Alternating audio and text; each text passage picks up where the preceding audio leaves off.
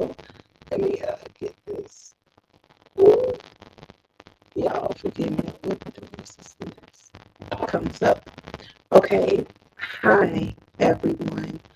I am going to check to see if this is coming up the right way on Facebook. Just give me 1 second. See if I can hear this.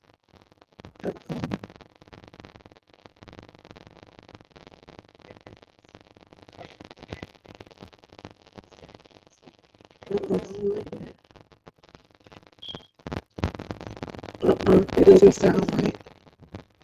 I'm not sure why it sounds like it. Let me take these out.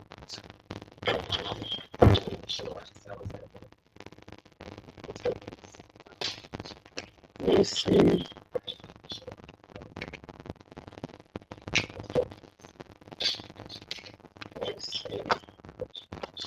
Is that better? Let me see.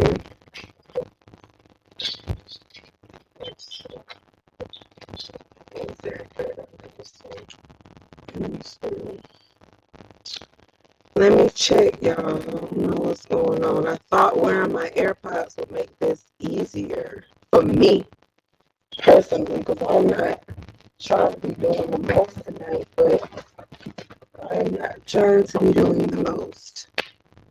Let me see real quick. Let's see how it sounds now. What's up with that? I don't like that. I don't like how that sounds. Let me see real quick. Let's see how it sounds.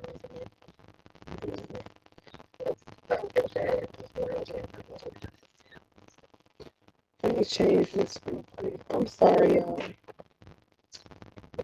I am sorry.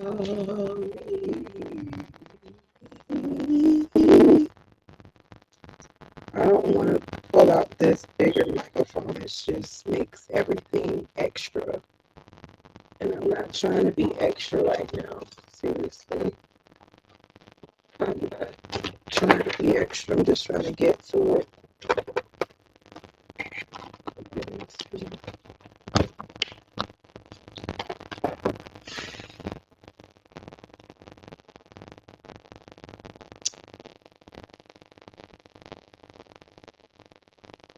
See.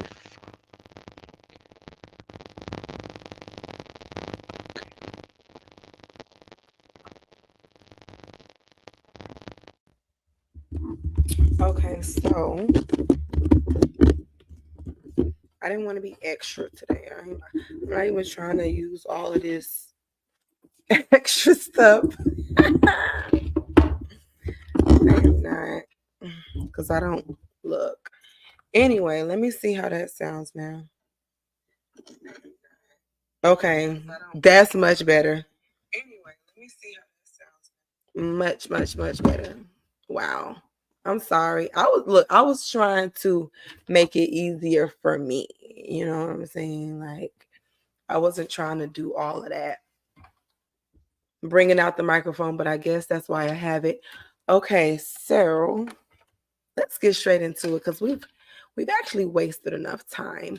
My name is Jonna. Thank you all so much for working with me tonight. I remember I said I'm still trying to figure out what I'm gonna do, so you got to be patient with me. We're watching Conversations with Grace, and we're doing relationship advice for 7 women tonight. 7 different questions, 7 different women. So let's get straight into it. Why? I don't know. Look, this is how she wrote it. So, why is difficult for Christian girls to find good men? Why is it difficult for Christian girls to find good men? Is it difficult, or are you impatient? Is it difficult, or are you impatient? It's a lot of bad men in this world. A lot of bad men, right? It's less good men. So if you are patient with your own growth, if you are patient with your own journey, you will most likely or more likely find the man that is suitable for you. Trust me. While you are out looking for a man is out looking for a good woman, right? And a good man is going to take his time trying to find a good woman. Just like you have a list of requirements, so does he have a list of requirements. So it is difficult to find a good man, yes, because there are few, right? There are few who's going to match your criteria. And then, as far as his criteria, if he is indeed a good man, it's going to be fewer to match his. That's it. It always takes longer to find what is difficult. I mean, to find what is good. It is always easier to find what is wrong or what is bad. But in the meantime, you need to be preparing yourself, right? Because it's, you got to have realistic expectations. You can't expect somebody to be preparing themselves and being all good and then just thinking that's the person you're going to get when you didn't even prepare yourself. you know Easier said than done, but that's the best advice. Prepare yourself and then watch what you find. And so I think you had something you wanted to add to this. Let's see what you said. And you said you're ashamed of your face and your body. So if you're ashamed of your face and your body, but you think, I'm not even like, look, you said it yourself. You're ashamed of your face and your body, but your question is, why is it difficult for Christian girls to find a good man? A Christian man still wants a good looking woman, right? And not only does he want a good looking woman, he wants a woman who is self confident. So, why are you ashamed of your face and your body? Right? Why? You got to learn to accept you for who you are. If you ashamed of your own face and your own body, why would a man not be ashamed of your face and your body? Right? And I'm not trying to say that a man should be, but we can't expect others to be better about us than we are about us. Right? So I suggest you to just start loving yourself. Even if you do feel ashamed, say, I'm not ashamed. I am the apple of God's eye. I am fearfully and wonderfully made. I'm the way God wanted me to be. And I'm beautiful. I am beautiful, regardless if you think that you're beautiful on the outside, right? Are you beautiful on the inside? And then just start declaring over yourself, I'm beautiful and I love me. I love everything about me. And then you might begin to start finding some beauty in there. But you can't expect people to, feel great about you even when you don't feel great about you. You know what I mean? So get that self-confidence up. The next question is, will everything work out in the end? See, it's so generally I would skip a general question like this, but I am going to answer that because a lot of people do say everything's going to work out in the end, but that is not true for everyone, right? Everything is not going to work out in the end. And I'm just going to keep it quite honest. And it's not necessarily for you. It could work out in the end for you, but as far as everybody, everything is not going to work out in the end for everybody. It's just not. You see people who have succumbed to divorce. You see people who have succumbed to suicide. You see people who have succumbed to cocaine or methamphetamine or heroin or any type of drug abuse. They succumb to it. They overdose. It didn't work out for them, unfortunately, right? Because they did not decide to change their lifestyle, right? You see people who have succumbed to domestic violence situations where somebody died in that relationship because they did not get out. You see people who have succumbed to terrible, dangerous heartbreak. So much heartbreak that they died from it because they stayed with a person who was emotionally abusing them because they were afraid of what life looked like without them, right? And so, no, everything is not going to work out in the end for everyone, but everything will work out in the end for some people. And that is the person who chooses life over death, right? Choose this day life. And so you're going to have life. Say, I'm going to have life in my relationships. I'm going to have life in my finances. I'm going to have life in all the choices I make, right? Decide that you're going to have life and you're going to thrive. Decide to get out of things that are dead, that only speak death over you or only make you feel killed spirited. You know, leave the things that destroy you, right? So if you choose life, everything will work out. That's how I look at it. Let us see. Oh, you didn't say anything else, so let's just go to the next one. What is the best plan to stop a divorce and end separation and reunite as husband and wife with in-laws wreaking havoc on our marriage? If the in-laws are wreaking havoc on your marriage, first of all, you want to get away from them. Get as far away from them as possible. If they are the reason your marriage is in shambles, if they are the reason speaking in y'all ear, speaking to somebody, if they are causing the divide, y'all need to divide from them so y'all can unite together. But that has to be a choice that both of you all make, right? Both of y'all got to say, you know what? We want our marriage to last, and we see that the in-laws are causing this, so we got to separate from y'all and work on us. And so, well, and then to stop a divorce, you can't force anyone to stay with you, right? You can pray about it, but even God don't go against people's will. You know, you don't want to do no witchcraft on people trying to say you gonna stay with me. No, So if that person wants to stay with you, if your husband want to stay with you, ask him, is he willing to work it out, right? And then ask him, what do you want for our marriage? And then that's how you pray. You pray according to his will and then what he wants, right? And make sure that it aligns with what God wants.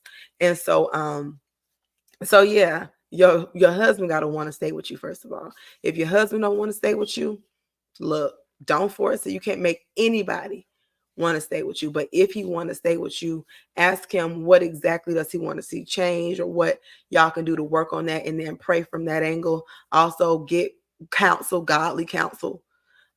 People who are going to give y'all good wisdom, right? People, even if you want to talk to people who have stayed in a long marriage and have had a successful marriage. Successful marriage doesn't mean they haven't had ups and downs, but they were able to get through them and over stuff, right?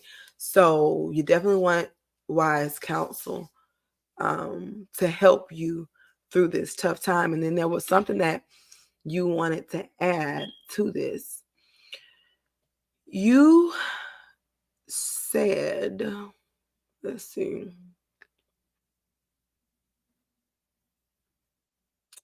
Uh,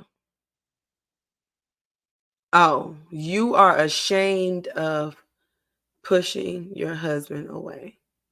So you probably feel regret. I'm not sure what you did. All you can do at this time is apologize to him for whatever it is that you did. Pray about it and ask him what you can do to make this better, make this work. And so let us go to the next question. It says, my fiance is cheating, and anytime when he's caught, he will be saying he will not marry the lady, but is using her to pass time. A cheater is always a cheater. Please, how can I go about this, or should I move on? Are you okay with constantly being cheated on? Right? You said it yourself. A cheater is always a cheater. Okay? And the fact that you're asking me, should you stay or should you leave? First of all, y'all not even married yet, and he's still cheating. He's talking about just to pass time. Why does he need to pass time cheating?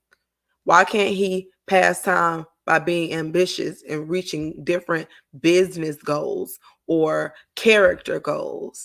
Why can't he pass time playing a hobby or doing a hobby like fishing or shooting pool? Why does he have to be cheating on you to pass time? That doesn't even make any sense. That doesn't make any sense at all. And you know that doesn't make any sense at all. Why would you want to stay with anybody who's cheating on you? That's why you writing this question right now, because it bothers you. So if you know that he's going to be cheating on you always, and you're not going to like it, first of all, it's going to build up some type of resentment in you. You're going to have trust issues. It's going to traumatize you. And then just say, God forbid, he passes away. Now all of that stuff is built up in you. And if you want to, be with another man, then you're going to have overcome a lot of issues that you could have avoided. So, the way you should go about it is based on what you want to deal with. I personally would want to be able to cheat her. But hey, if you're okay with him cheating, that's if you're okay with it. I'm not in a relationship, but I wouldn't do it. Let me see if you had anything that you wanted to add to this. You didn't have anything you wanted to add, so we're going to move to the next one. I did not. This was long, so let me go ahead and move to the other portion. Okay.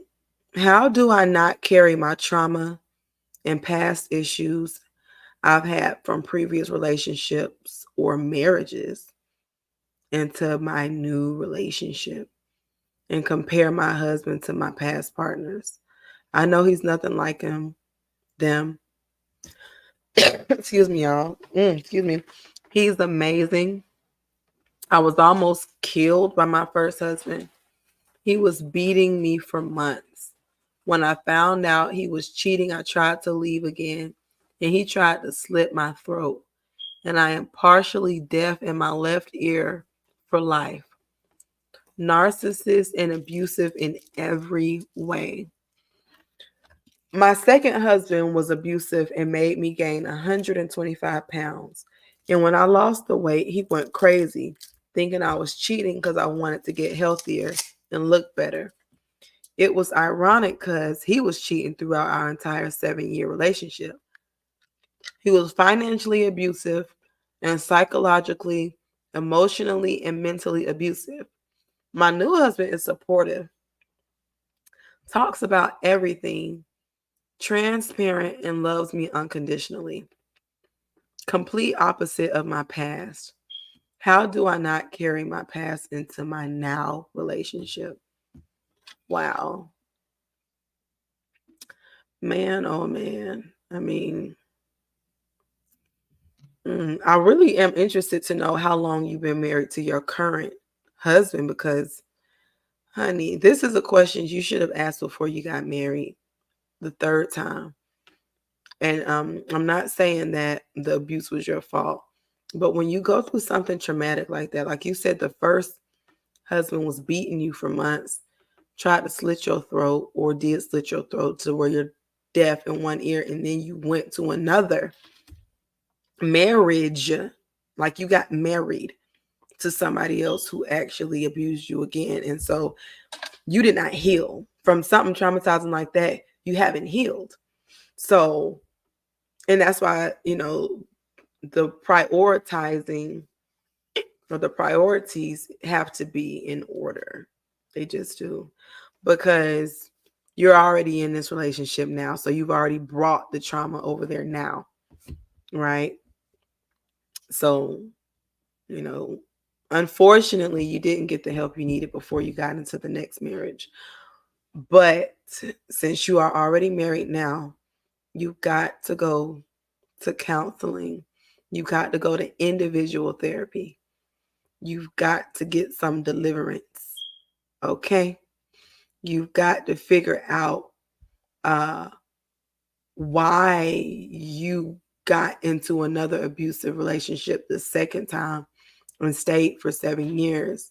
You know, because and the thing about this one is I don't know how long you've been with your third husband, because he could be kind now and then turn abusive. And I'm not saying that that's going to happen. It's just some questions that I have. But you got to get some deliverance, honey. And you definitely need counseling and therapy, a lot of it, so that so that you won't compare, because that's very disrespectful to compare, and obviously you know that it's harmful to do that, so that's why you're asking. But you got to get some professional help, and that's okay, because we all need professional help. Okay, so you got to get professional help in a lot of different areas, and that's okay. And so the next part of this question, or it's not really a question, but it's a statement. What you're ashamed of is how you overthink a lot, and then it makes you insecure, and then you take it out on your husband. Yeah. Yeah.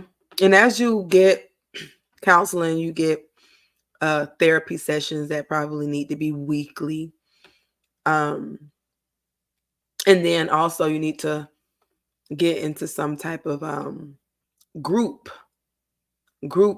counseling for people who have overcome domestic or got out of domestic abusive relationships, to see what other women are doing. You definitely want support communities, you know, for people who have gone through that fire and gotten out.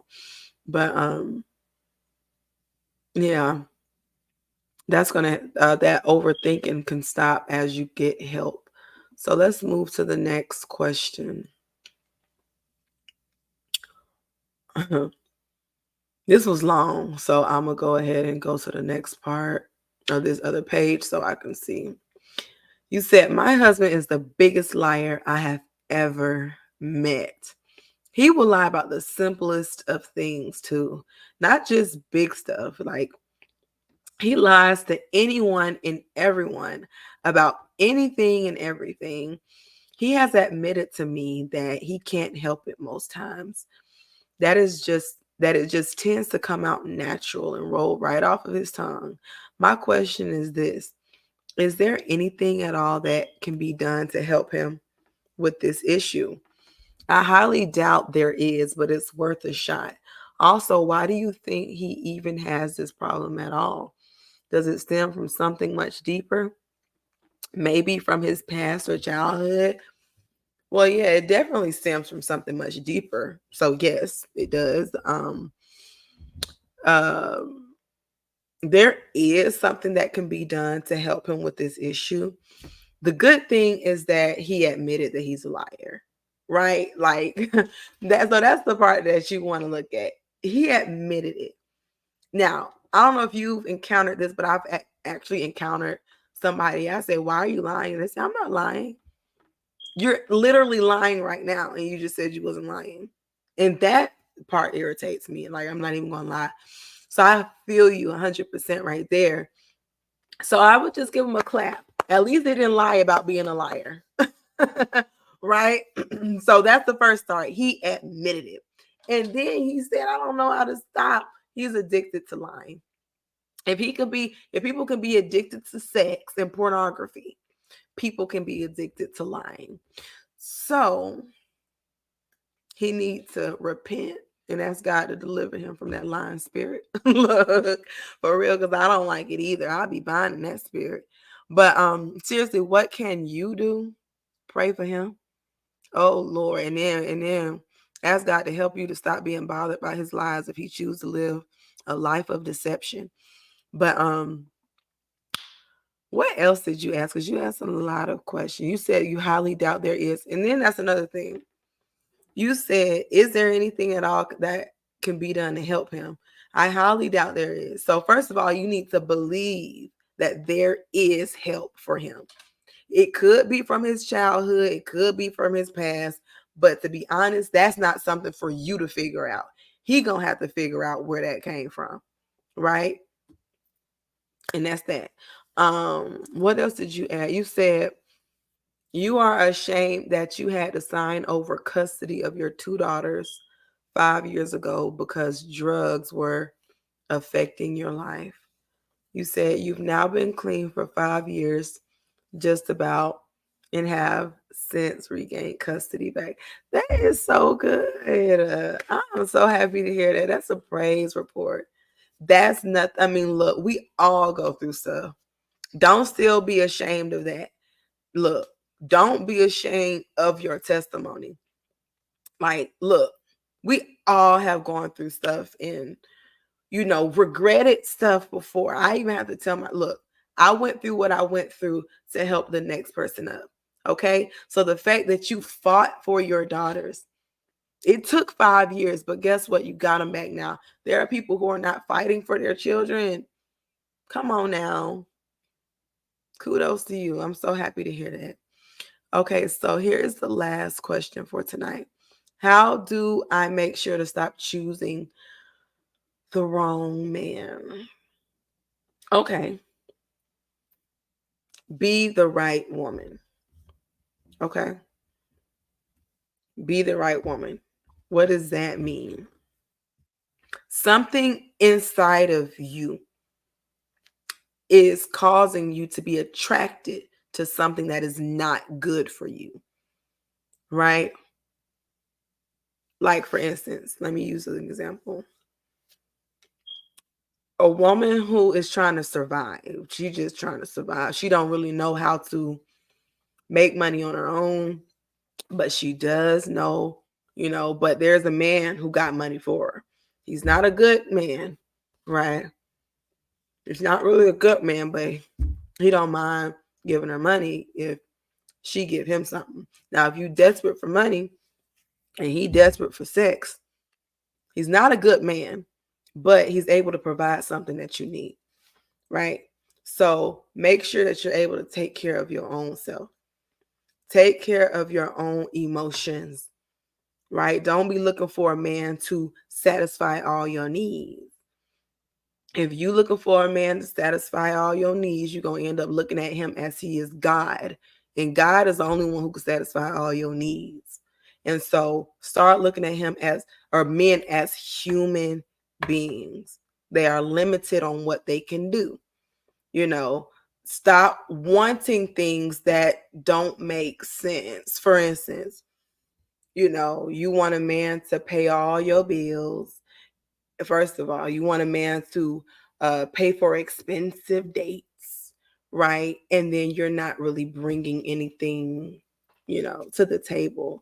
And it doesn't mean that you have to have an equal amount of money or whatever, or pay for him, or pay for his bills, or pay for dates for him.